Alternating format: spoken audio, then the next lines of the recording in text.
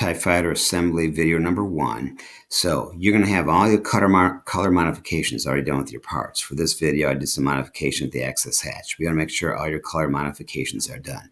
First thing you want to do is I'm going to build mine around the cockpit. So I'm going to do a right click and I'm going to ground the cockpit so the cockpit doesn't move. When we're using cylindrical and round parts, the most efficient way to assemble this is using the insert command. So under constrain, insert command. Now watch the arrow here. I'm going to touch that outer edge. See how the arrow is pointing out? I want to insert that edge to this edge. Watch the arrow here. This edge of the cockpit. And I click apply.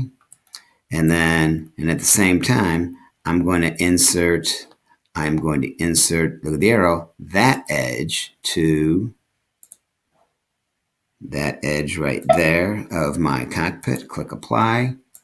Now you'll notice that I can still have a degree of freedom about the x-axis here. This I can still spin this. All right. I want these two to be lined up. When I go to assemble my solar array, I want this hexagon to line up directly with this hexagon. So I'm going to make these two be in unison. So I'm going to do something called a directed angle constraint. So under constraint, angle constraint, and then the first one here is directed angle. And I'm going to make this edge right there, that hexagon, and that edge of the other hexagon. Now, defaults to 0. Watch what happens. I can type in any angle, 30 degrees or 45 degrees, so put whatever I want there. I want that to be 0. If that's 0 degrees, it's going to line those two edges up. I click apply. Now, I can still move. I can still rotate, but notice how they're rotating together. Well, when I assemble this, I want that to be, quote, flat across the top.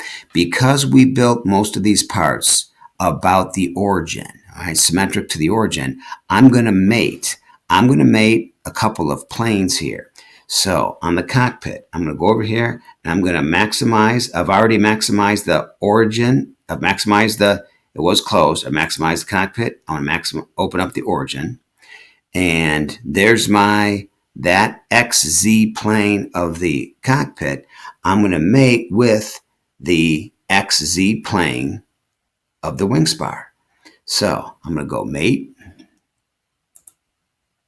And I'm going to mate the XZ plane of the wing spar with the XZ plane of the cockpit.